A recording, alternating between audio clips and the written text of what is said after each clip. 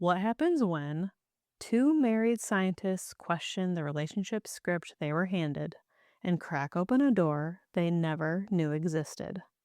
This is our research phase, and the experiment is already changing us. Welcome to the Partnership Lab, where we study love, partnership, and consensual non-monogamy. Think of this podcast as a relationship lab notebook, filled with real-time observations, experiments, and what we're learning along the way. Our discussions may include explicit language and sexual content, so listener discretion is advised. Welcome back to the Partnership Lab for episode 10. I'm Roz. I'm Max, and today we're going to be talking about our results from the brand new Compersion roadmap quiz that we took, which was created by the Compersion queen herself, Dr. Marie Thouin. But before we get into that, what have you been up to, Roz, since the last time we were tickling their ears? Not a whole lot.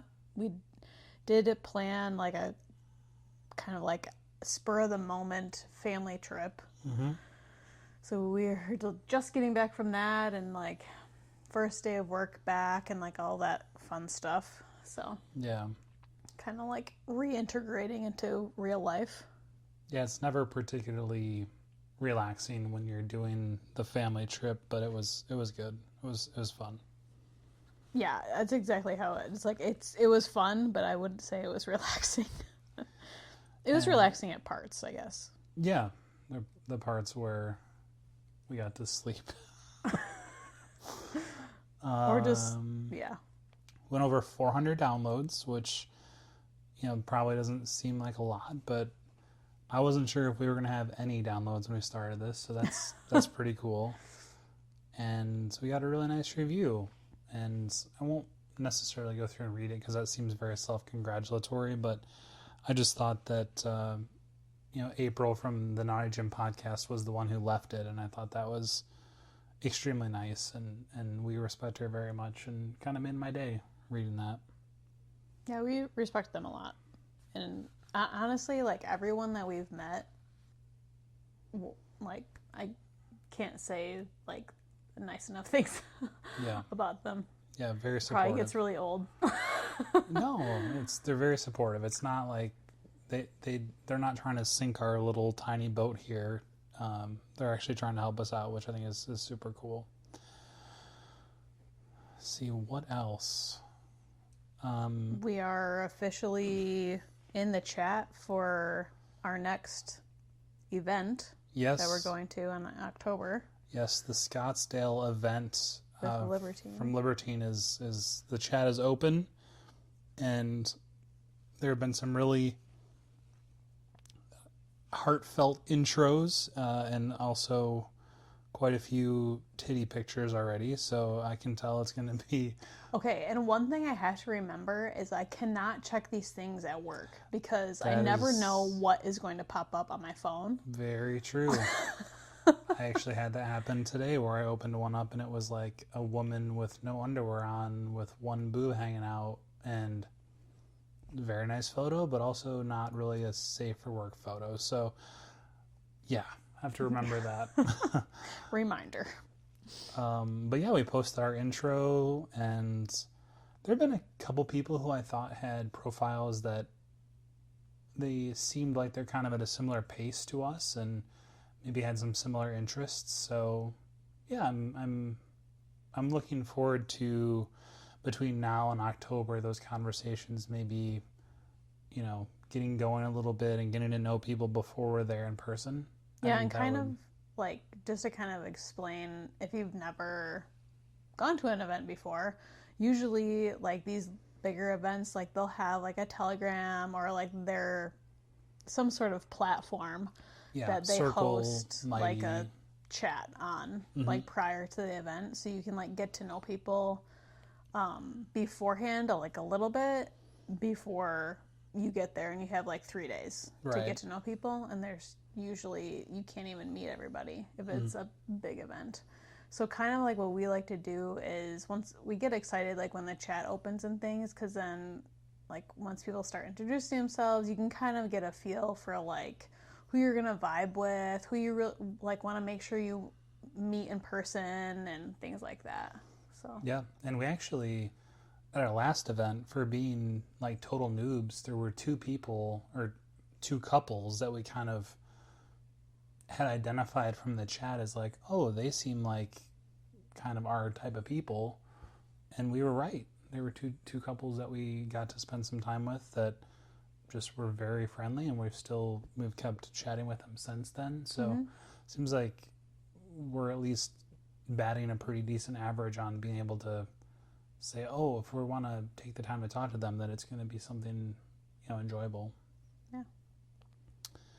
I also want to mention that we had, so on our calendar, we have these various nights that we've put on that the purpose of the nights is to try and make sure that we are stopping to do things in a very mindful way. So we have some like self-care nights on there. We have some intimacy nights on there, some movie nights, just things that maybe like 6 or 9 months ago we kind of realized that we were a bit on autopilot. So we put these on the calendar. They can obviously move around, but to stay in a relationship instead of becoming roommates. Yeah. And I think it's been helpful so far. And we've kind of gotten in a rhythm where we don't necessarily need the schedule anymore, but we still use it to kind of just remind us, hey, let's take some time for ourselves. Yeah, it's like more of like a prompt. Right. Yeah. So we had one of those nights come up. I think it was like personal time night, and I'm downstairs, like all just like sat down, got my video game turned on. I'm like getting settled in for a little bit of video game time, and I get a ping on my phone. I'd been down there like 45 seconds, and Roz is like, "Want to watch some Erika Lust and play with some sex toys?" And I was like, "Yep, that wins over video games every time." So we had a nice time with that, and we watched some Erika Lust, which is, I know we've mentioned that before. It's our favorite, and Roz hit the Wii vibe pretty good, and that was super fun. It was fun. And it is, I always like it when we find like an Erika Lust that we really like are into. We were because super sometimes into that. like I've had some bombs before where it's like I am like this is not even like going my they're way. not physically attracted to them, or a lot of or times, just the dynamic isn't really working for me. Yeah. Stuff like that. a lot of times they have accents too, so like sometimes the accents are a little bit aggressive. But what about this one really like fired you up? I think it was kind of similar to one we had watched previously that was like, it was very like real life situational. Mm-hmm. Like the mail person or someone dropping off your grocery order or someone to come fix something in your house or someone came over to buy some shoes that you were selling. Yeah, on like a Like marketplace. very realistic situations, and then it just like amped it up from there. But honestly, I think the hottest part of that was the woman to woman one. And I kind of liked that there was like this one woman was kind of like the dom like throughout all of these stories. Yeah. And there was like the thread tying them all together. Mm-hmm. And I don't know, that was like super hot for me. Yeah. I liked it. Maybe something to look forward to our next event. Yeah, she was super hot. She was like, she was dominating these guys or the one guy, and then definitely kind of had that like, let me show this young girl the ropes type of thing. And then there was a really hot threesome at the end, which was female, male, which we don't really watch much of. I think a lot of our watching has been like couple swaps. So seeing two females and a male was a bit of a new kind of feeling for us, and there were certainly moments in that I thought were super hot. So yeah, we maybe unlocked a couple new interests there. And then I guess the last thing that has kind of been going on, if we're going to just be real, is, I've been working on coming off of an antidepressant for a little bit now. And my mindset for that was really that, when I started it, we were going through a lot of stuff. And you had, like, gone through some things prior also from, like, post high school education and yeah, stuff. So yeah, I think I probably was depressed for a long time before I went and talked to someone. And I think we may have mentioned this in episode 1, so I won't belabor the point, but I brought it up to you. I was very scared to bring it up to you at first, and over time I think you became very supportive of that. And so I went on to this medication, and it did help, but I've reached a point where I feel like everything in my life is pretty good, and I wanted to give it a shot of kind of working on my coping skills without the SSRI.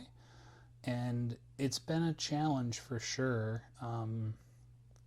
I've been proud of the way that I've handled certain things while I've been coming off of that. I think there were instances where I could have been very, triggered with anxiety and things, and I handled it really well. I had a couple of difficult nights here recently, and I had one where, I was really feeling it. I was really feeling anxious, and Roz set up this massage night for me where, she'd put the spa music on and got the coconut oil out and the whole thing, and it was 30-40 minutes or maybe even longer, I'm not sure, but just the amount of effort and thought that went into that was super meaningful. And I've always kind of been like a words of affirmation guy, but I really was very moved by that, by the intention that you put into that. And that really helped me kind of get through what felt like a bit of a valley. And I wanted to just say thanks for that. you're welcome, babe. I could tell something was happening. So when you finally confessed that's what was going on, well, and I already had planned the massage, so I was like, okay, now you really need this massage. You had, and it's kind of a spiral. I guess I'll just say this for anyone who's kind of can relate, but for me, I feel like, and this is me speaking for me, it feels like the medicine is kind of a crutch, and if I cannot regulate my own emotions, even with all my enlightened reading and podcast listening and stuff, if I can't regulate myself, it feels like I'm being weak, and that kind of gets the spiral going faster, and it's like, well, I can handle this because I'm Mr. Enlightened, and then I can't, and then it gets worse. And so, yeah, that was really a moment that kind of stopped that spiral for me. And yeah, so, and just to be clear, it's not a crutch. A lot of people do need it. I needed it at the time, but that's kind of the story that our brains tell us. So Yeah, but I also think, you shouldn't be so hard on yourself. I mean, I know this is internal talk that you're having, but it's not a weakness to need assistance. Yeah.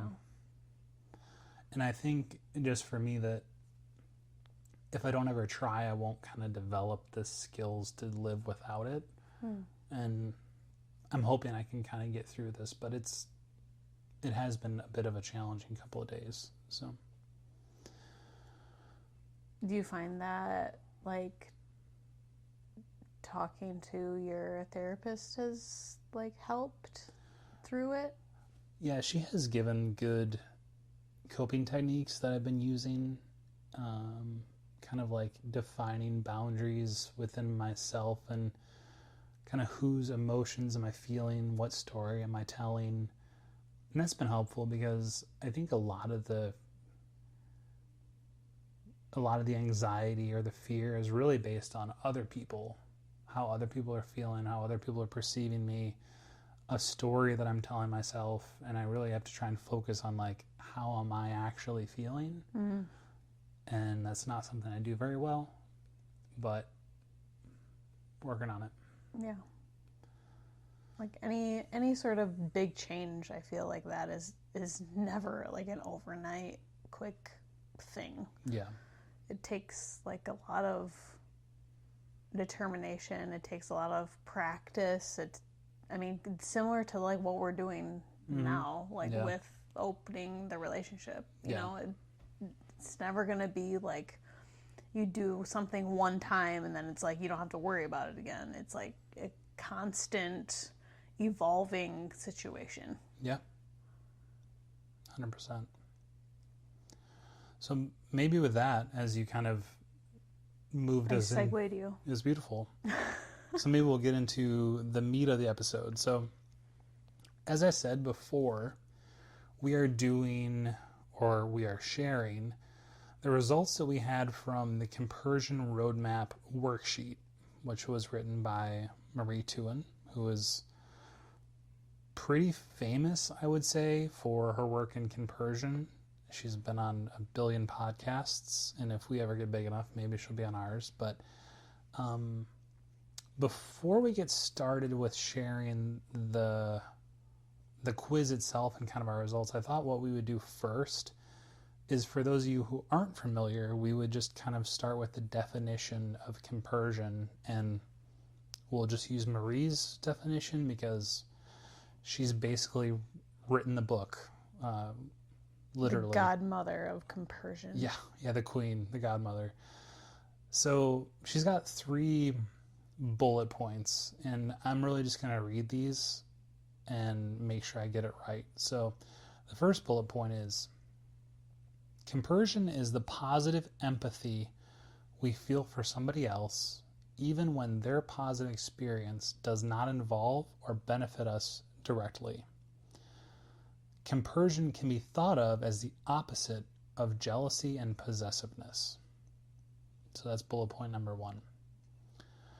Bullet point number 2 is, while the term has been coined, popularized, and researched in the context of consensual non-monogamy, learning about Compersion can benefit people in all types of relationships.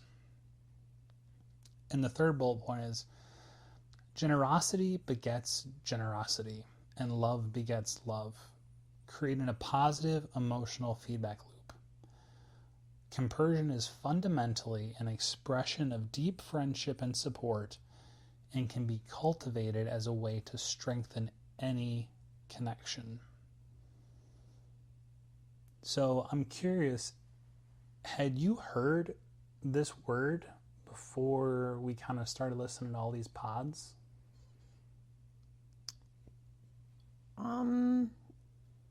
I don't know if it was necessarily the term, but I've heard of like the positive emotional feedback loop before. Yeah.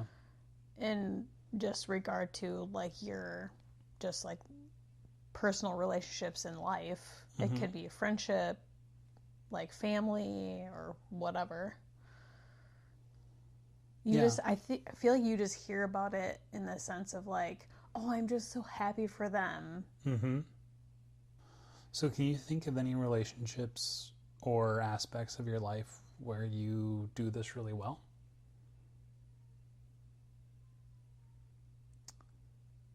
I would say the first thing that comes to my mind is like some sort of like fitness community.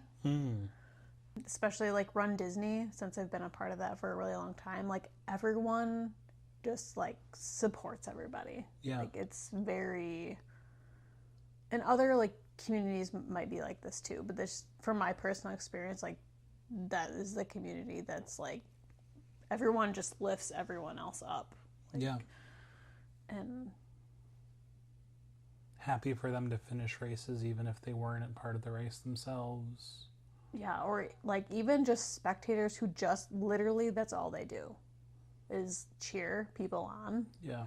It's like you don't even know like how much it means for people who do some of these races, because some people like really put on like huge goals, and if it's like your first race ever, or it's your first official like run, you're upping your mileage to like a 10K, a half marathon, a full marathon, or one of the challenges. Like it's like a lot to undertake over like consecutive days. Mm-hmm. And having done basically like all of the challenges, like I can attest, like it takes a lot out of you. It takes a lot. So even like that one person around one corner who is cheering at the same moment you're maybe feeling like a little bit down is just like makes all the difference. It's a good metaphor. I think, or not metaphor, good example. The one that came to my mind was being a parent. I think that there's a lot of time where you feel like you really feel positive empathy for your child and their experiences, even when we have no benefit, you know?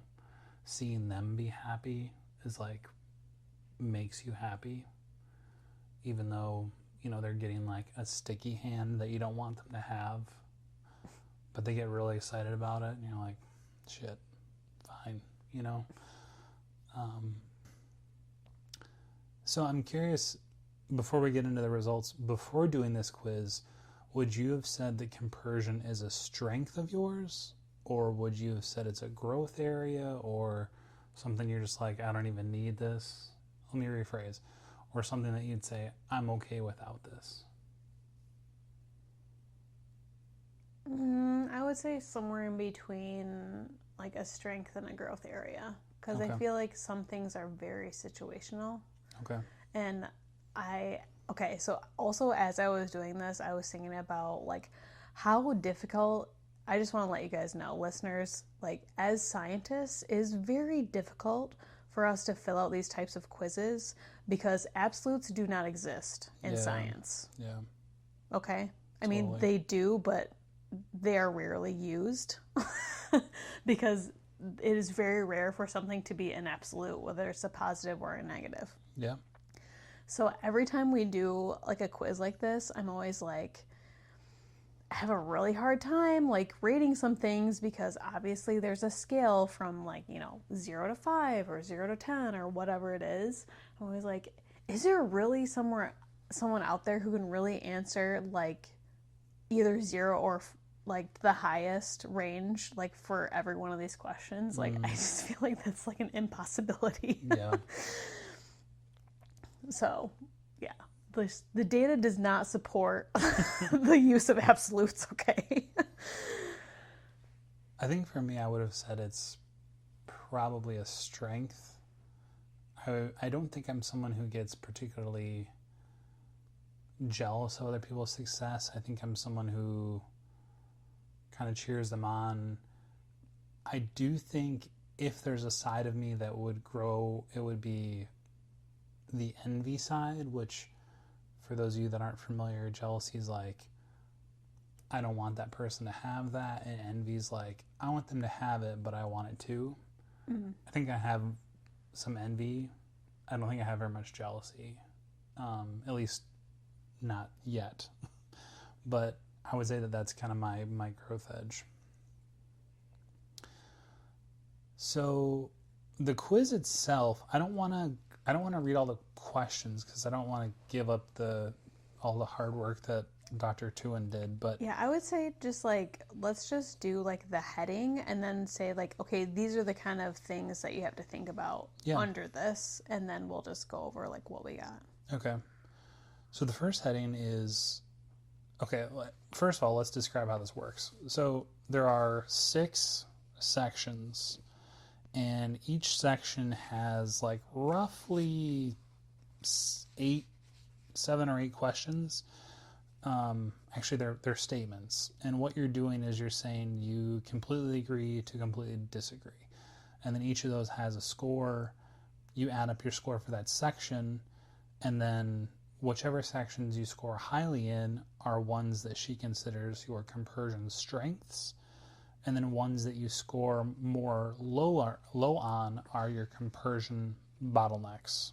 Okay, so I have a question for this because there wasn't like okay, if you got above this number, that is a strength, or if you're under this number, it's a low score.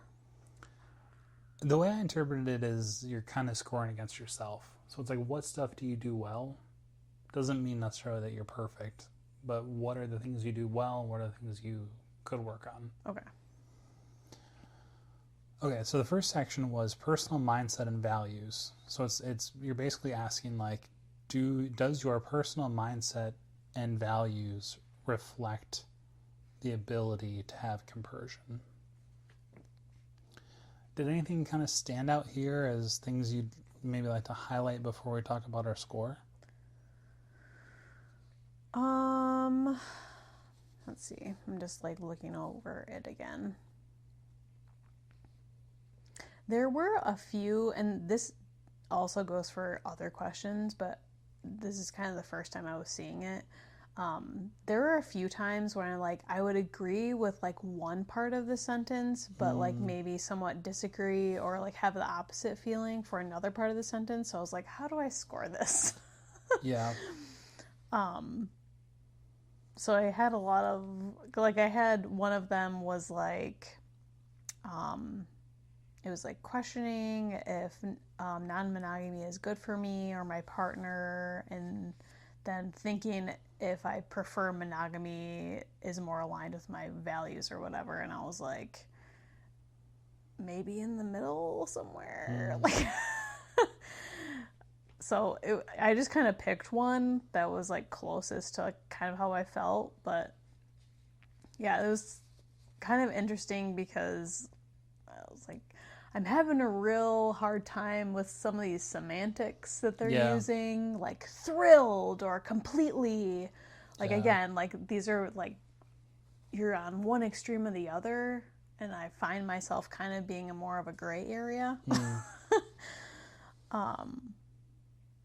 So what was your score for this section? 11. Okay, and I had a 12. So very similar.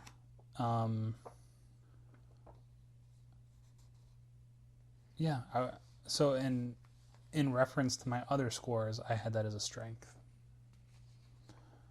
Yeah, I mean, that was like a top 3 for me. Yep, same. Okay, interesting. So the next section is inner security and self-care. So again, this is like, do you feel secure enough in yourself? Do you do enough self-care to cultivate compersion? And this one was not a very high score for me. Mine wasn't either. Yeah. I thought it was interesting that they brought like financial independence and things like that into this one.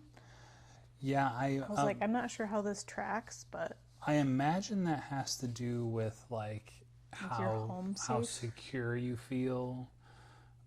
If you're gonna quote unquote survive, if your relationship doesn't survive, but yeah.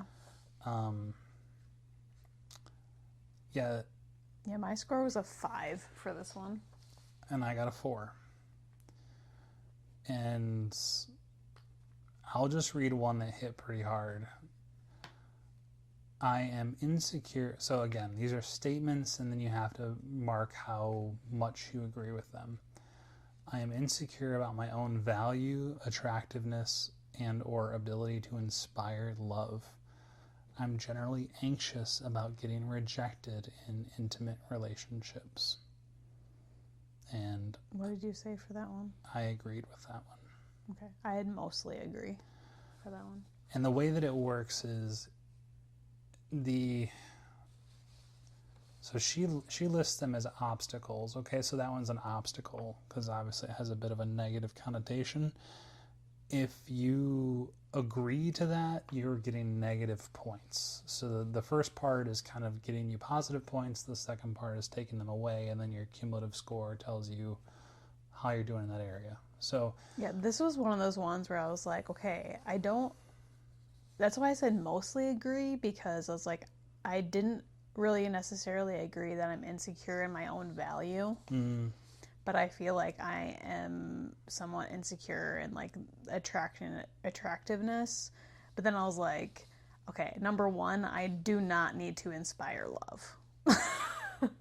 Like my presence, I don't feel like needs to inspire love. you If that inspire makes my sense. love. Thank you, honey. Well, okay, so that's interesting now that we've gotten basically the same score in the first two sections.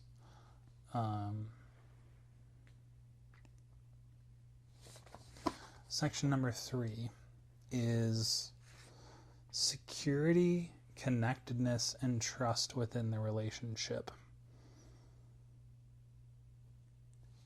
And this was my highest. Mine score. too. Mine too. Okay. So let me guess what your score was. Okay. 14. Yep. Mine was 15. We're like 1 point off. So let's look at And a we couple. took these independently. Yeah, we have in not separate rooms. We've not talked about these yet. That's legit. Okay. We'll talk about them tomorrow or something, but so I really went with the extremes on a lot of these. So I'll just say for the obstacles, again, those are the ones who are getting negative points. Across the 4 questions, I only had -1 point. And these are things like talking about anxiousness about losing them, or, betrayal. And I think that that's a really good sign that we both feel very secure in our relationship. And I guess what I'm hearing is of anything at this point, our biggest roadblock is how we feel about ourselves. Yeah. But not about each other. We're crazy about each other. So what did you do for the next one? Because this was positive integration of Metamours. I was almost going to ask you, like, should we just, like, not even do this section? Because we're so early, we don't really have Metamours. But I did answer them in sort of, like, as a speculation. Okay, interesting. I didn't even answer them because I was having a hard time visualizing, but I'm really curious what you got for a score. So I actually got an 11. That's higher than I would have thought. But I had a lot of comments also on this one. Would you like to, and for those of you that don't know, because maybe we should be careful with the terms, Metamour is like your lover's lover. So, or like their other partner, like if you're poly or something. Right. So let's say that Roz got really into that girl scene and got herself a girlfriend. That girlfriend would be my Metamour. So a lot of it just talks about like the relationship you have with your partner's Metamour, or like if you were the Metamour, like how would you be treated and things like that. So it's things like the Metamour brings value to the table, or they bring value to the relationship, or I trust my Metamour to be respectful towards my partner and respects my boundaries and things like that. So a lot of my answers, I wrote comments for every single one of these. Okay. But I kind of was like going off of, okay, if I had one, this is how I want it to be. Oh, interesting. So grateful. Do you want me to go through them all? Maybe just like pick one, because again, I don't want to read all of our questions. Yeah, it's more like don't pay I for it, would. Like, this is how I hope it would be. Okay. And like, okay, these things are important to me. So like I said things like, okay, I think it would be important to me for you to like the Metamour. For me to like your partner. Yeah, for you to like my partner, and also vice versa, for me to like your partner. Yeah. I don't even think they would be a partner if either of us didn't like them. That solved a lot of the negative connotations, like, or issues, like with having a Metamour in this quiz, because I was like, I don't even think it would be a possibility if we didn't like them. Yeah. Like, at least as friends. That would be hard to imagine, to see you. I mean, this is like the dream, right? This is like you going out with someone who I absolutely can't stand. Right. And this is exactly, that's what I was thinking about too. It's not to say that it couldn't happen, but I just think that, as you can see from all of our scores, we're like pretty on the same page. Yeah, it would definitely affect like my perspective. If I knew you didn't like them, like, it would affect my perspective, and I think then it would therefore affect that relationship, and I don't think it would be a thing. Yeah.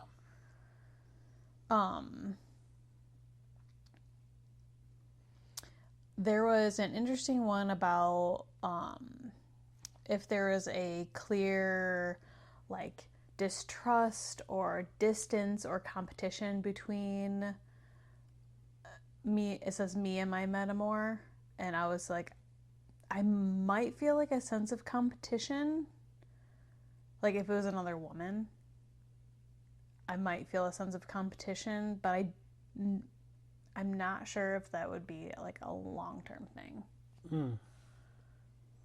Interesting. This is new territory for you. And let's see what else. I made comments from other ones that I was like, I think our communication would prevent some of these things from happening, like stuff that we're already doing now, unless it was something that we wanted to be as an intentional boundary. Oh, like keeping that relationship separate from ours? Yes. Or like, you don't talk to me about like the date you had with them or something like that. Yeah. It was something about like emotional exclusion. And I was like, well, I could see like if you just didn't really want to know, and like that was benefiting the relationship in that way versus like having all the details. It depends on what kind of person you are and where you want to have that. So let me ask you this. What would you find more... what's the word? What would be more palatable? Having like a lot of short-term, one-night type of relationships where there isn't really any connection, or having someone that we would actually consider like another relationship? Which one of those things would be more palatable to you?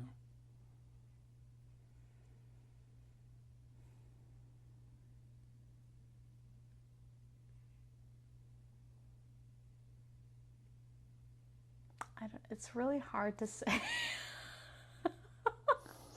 This is my gray area coming in. No worries. It's just really hard to say because, like, on one hand, it would be like, okay, like, with the short-term ones, as you said, you aren't necessarily worrying about, like, the emotional attachment piece of it.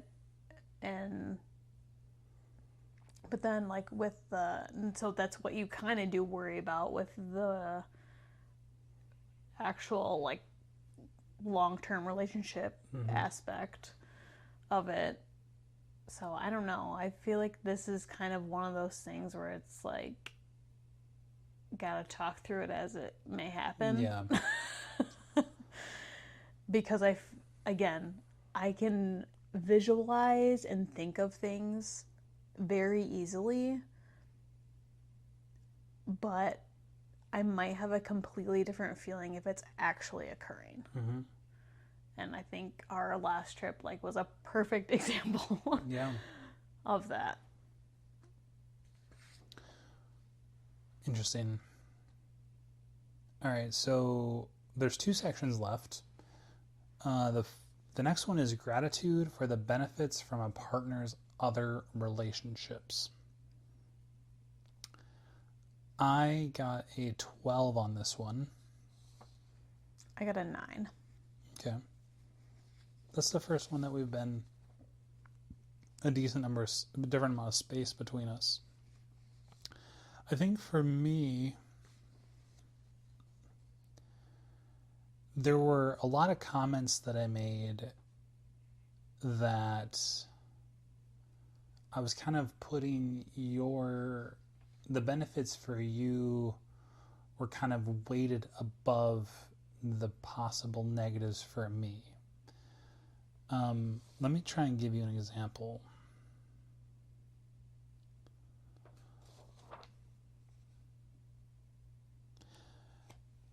So like, I don't want to read these word for word, but like one of them is talking about being concerned that you are losing something when your partner has another relationship, whether that's like time, resources, etc.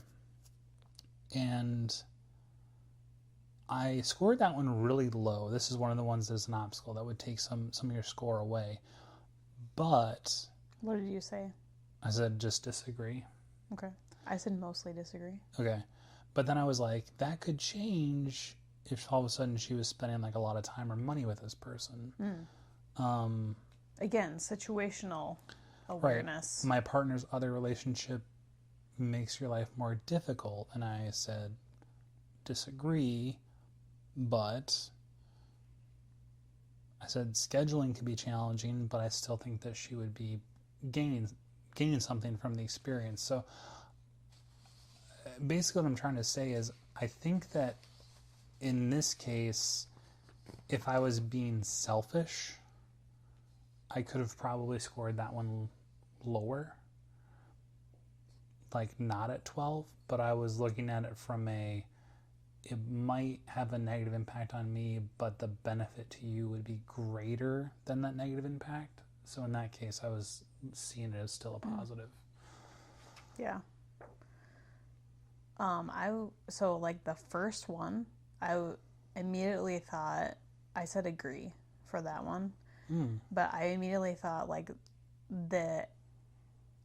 I literally wrote, I think this could help in your kink area of exploration. Yeah. There's actually one of these here that I said something similar.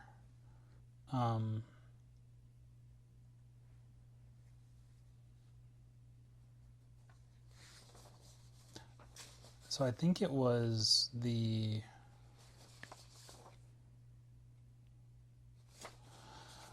one that we're talking about how the other relationship may help your partner grow or evolve. Yeah. And I look at all the relationships that we've made and relationships as it relates to us currently as friendships, but the relationships that we've made through this, the groups that you have to talk to, the friends that we have, I see that as nothing but benefit. And I think from a sexual standpoint, if it's like, oh, you want to have a same-sex experience, or you want to have a kinky experience or something, I think there is a lot of benefit to that too, of kind of getting that diversity. I think when it's like, I'm going to be with another like white guy who's like kind of okay at sex, it's like, oh, that feels a little bit more competitive, I think. But I'm not saying that that would be a deal breaker, but I guess what I'm trying to say is it's easier to see the fruits and the benefit if it's something that's like different than what you already have, you know? Okay. An experience that I couldn't give you. Or if it's like you want to go dancing with someone and you find some guy who's just amazing at dancing, or some whatever. Like, I see the benefit because it's something you enjoy. You're doing it with someone who's very good at it. Like it's that type of stuff. Yeah. So, I get what you're saying. so did you say what you were a 9 on that Yeah, one? a 9. Okay, and I was a 12. All right, and then the last one is community belonging, which I thought this one was really, social factors, which I thought was really, really interesting. And I scored this one pretty highly, not surprisingly. Mine was a 9. Okay.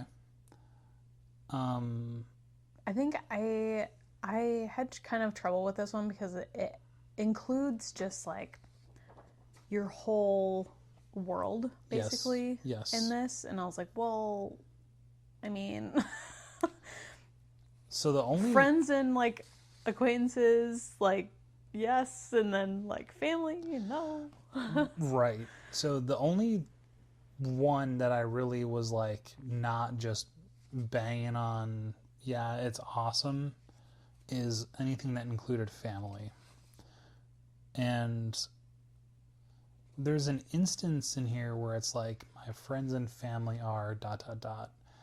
And I've been really surprised at the response that we've gotten from our just everyday friends. Not everyone knows, but there are like several people that have been told one way or another that we're at least exploring this, or we have a podcast or whatever. And there's not been like a single negative friend response. And at this point, I'm like, the list is getting kind of short of the people who I really like care about their opinion, that I would be worried about, Yeah. So, yeah, I think from my perspective, the benefit of the community that you're gaining, for me at least, has far outweighed potentially what you could lose. I mean, obviously there's jobs and things, but Yeah. I think I was thinking more with like the family thing. I don't know. It's like I feel close and not close at the same time. mm-hmm. So it like really changes quite a bit. Yeah, and your family dynamic is really different than mine. You have a very large family. I have a very small family. So just the sheer number of people that could disagree with you is different than mine. And my family has lots of opinions. They do. And they aren't shy to share them. Yep. The type of people who it's respectfully or not respectfully. The ones that speak the loudest. But yeah, so okay. So it sounds like for the most part we had a lot of strengths. Inner security and self-care, Yeah, that was like a glaring like growth area. Pretty big weakness. Yeah, that one was my lowest by 8 points. Like I had a 12, a 15, a 12, a 13. I didn't score the Metamours one, and a 4. So that one is like something that probably needs to be addressed. And maybe that's part of my current mental state, but go ahead. So I had like security and connectedness was my number 1. Because we're amazing. Foundation. Build your foundation. Yeah. And then I had the positive integration of Metamours and personal mindset and values were tied for the next. I think I kind of learned something about you through that. I know we have this kind of like recurring theme of like the friends with benefits thing, but I think I'm like starting to get a better view of like what I think you have in your mind as kind of like a positive relationship, a positive outcome. And this tracks with that. Did you have any reflections from your results? So when I saw that the like inner security and self-care one was the lowest, and I'm like, that honestly does not surprise me that that's the lowest one. Yeah. It's not shocking to me. But I just am replaying the phrase of like, you can't hear the compliments unless you believe in them yourself. Yeah. And that's like where it starts. So I think it's just always going to be something that I'm going to have to work harder on than other things. And I think in a way that's like one of the few things here that's like entirely in your control. It's not related to someone else doing something. Yeah. Someone else treating you a certain way. And so I guess if there's one that would be an area of growth, which I'm sure 95% of people that take this score really low there, unless you're like a narcissist. But yeah, I guess like I would be much more concerned if you're scoring a 4 or a 5 on the security and connectedness in your relationship. I mean, that is like, probably should pump the brakes a little bit on this if that's where you're landing. Mm-hmm. And I'm hearing that, like, at least based on the quiz, this lifestyle like reflects our values. It is something that we're getting things out of, we're benefiting from, we see the benefit for each other. So yeah, I thought that was an interesting quiz. Yeah. These quizzes are, you like can learn a lot about yourself and your partner, but also, can we do a short one? That wasn't a short one? Well, it was shorter-ish. But I kind of, maybe we can, the next one we do, maybe can be one, I don't even know if one like this exists, because the purpose of them is to unearth areas that you're learning about yourself or whatever topic it is. Yeah. I'm just thinking of like, oh, let's get the Cosmo out and do the 5-question I mean, we thingy bob. We could do something like that just from a like non-diagnostic perspective, like just for fun. We could do that on the next episode. I think for this one, this could have been 100 questions, and it wasn't. It was more like 50. But I think Not even that, maybe. Well, we said like 7 or 8 6. questions in 6 sections, right? So it's close. But I think the reason that you were saying that there were parts of the question you agreed with and parts that you didn't is the difference between it being 45 questions and 100 questions. You know, it's like... Yeah, like it's not just they have to half a sentence. Right. They have to put a couple sentences in there, and it's like, well, I mostly agree with that, but that keeps it from being just insanely long. But yeah. I would recommend this. I'll have to figure out exactly where I got it from, and I'll put it in the show notes. I think it was like an Instagram link, and then she sells it on her Etsy or something. But I'll put it in there, so you can buy it for yourself and check it out. And if by chance she hears this and wants to go over our results with us, we would more than love that. But if not, we'll just tag her and say thank you for all the great content she's putting out there. So. Yeah, and something I was thinking about is like, if you guys have questions, and like we could take some questions, and answer them. We have very little lived experience, but I think we have a pretty good basis where we could help some newbies if they're looking for some guidance. Yeah. Like where to start looking, or I don't know. Yeah. Some good resources to point you to. And also, like, this is not meant to be a dig at all. If you're a newbie, I think a lot of the podcasts could be a little overwhelming because it's like then we went into the room and had an 8-person orgy and did airtight. And then the next day we woke up and we did this and we did that and, had sex with 6 people. And like, some people could hear that and be like, this sounds awesome. That's what we want. Other people could hear that and say, that sounds a little scary. That's a little fast for me.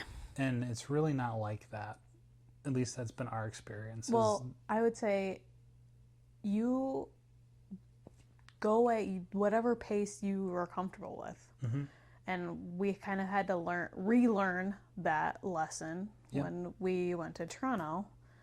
And now we're taking that experience and putting it into our Scottsdale. next experience. And just knowing that, oh, hey, I might just feel a little bit differently when we're actually there, but with all the intentions of whatever else has happening, it just might be different, and you have to let yourself be in the moment. And if that means like you don't play with anyone else, then that's fine. Have a great time with your partner and just like hang out and be a sponge for the sexy environment or whatever. Yeah, and like we're still talking to couples that we met in Toronto, and I think that that's the beauty of it, at least for people like us, is it like, or like the people that we met on the Nicaragua trip. It's like we've cultivated relationships with these people where you really care about them and they're your friends. They're really, truly your friends. And maybe one day, if we're ever all together again, something happens. But otherwise, like, it could just be you met these really cool people, you got their contact info, and now, you text each other once a day. This is the community build. Yeah. This is the part where if you have questions on things, these are the people that you ask. Yep. And you might not have all the answers or whatever, but at least you can talk to other people about it, and you don't have to like shut it inside. Yeah, learn from their experiences. So yeah. Nice. So next episode is going to be our book club. Have you been reading a book club book? I'm going to read the book club book. I have rented it from the library and extended it twice, but it's good. It's good. Trust me. Like I read the beginning, and I'm working through it, but I've just been busy. But yeah, so next time we're with you, we're gonna have a book club about The Other Significant Others, which is actually, I'm not gonna spoil anything, but it's actually a little bit different than I thought it was gonna be. And if you have any thoughts that you want to share beforehand, kind of break the third wall here a little bit and say, like, if you send them to us by like beginning of August, they could actually make it on the podcast. And otherwise we can chat via, Instagram or whatever. But yeah. And one thing that I've learned about book club is I think I'm going to actually have to physically read. I've been listening to our books so far. Yep. And which has been fine, but I just find myself like I have thoughts like while I'm listening to it, but a lot of time when I'm listening to it, I'm usually at work. Mm-hmm. So I'm doing other things, so I can't jot down notes and things like that like right away. So I think I might have to like physically read these selections from now on. Yeah, I find it's very like a very passive way to consume books if you're listening, and you like that works for fiction for me, but stuff like this, it's a lot harder. You gotta, like, read it and sit and think. Yeah, it's like if they say something meaningful in the chapter or whatever, I was like, oh, I wish I could like highlight that in my brain. Yeah. Really fast. Underline it in audio. Yeah, I don't know. Just something else I'm figuring it out. What works I'm best. actually building a list now of other books I want to read, and maybe we can put, well, I don't want to do that because I'll have people buying 50 books we never get to, but we'll just do one at a time. Yeah. So if you guys like our show, please subscribe on whatever platform you listen on, and you can find our contact information in the show notes. You can also find us on Instagram, or you can send us an email, and all that info is in the show notes. And that wraps up today's entry in the Partnership Lab. Until next time, stay curious.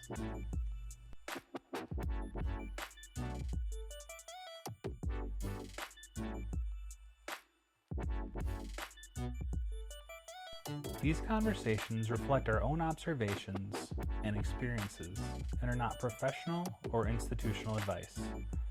They do not reflect the thoughts or opinions of employers, family, or guests, nor imply their approval of the content shared.